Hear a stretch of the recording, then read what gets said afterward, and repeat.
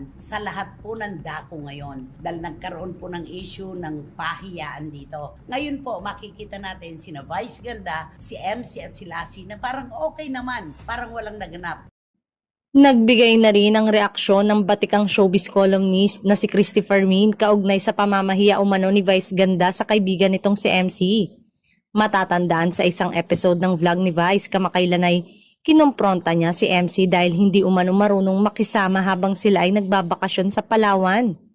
Kaya sa latest episode ng Christopher Minute nitong Lunes, sinabi ni Christy na masyado raw siyang naapektuhan sa nangyari sa dalawang Becky.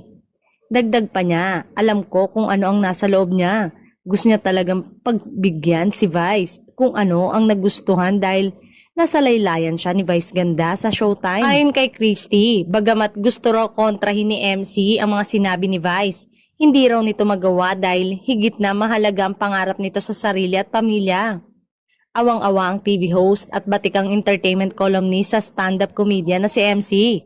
Bilang nanay, bilang isang tao, hindi mo maiiwasang madama ang bigat ng loob ni MC sa mga sinabi ni Vice. Masyado akong naapektuhan para kay MC.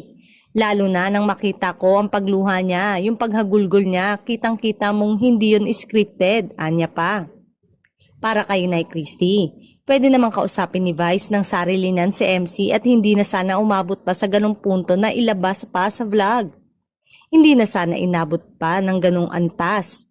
Pwede namang kausapin si MC off-cam. May mga bagay na hindi na dapat gawing content, say ni Christopher Min.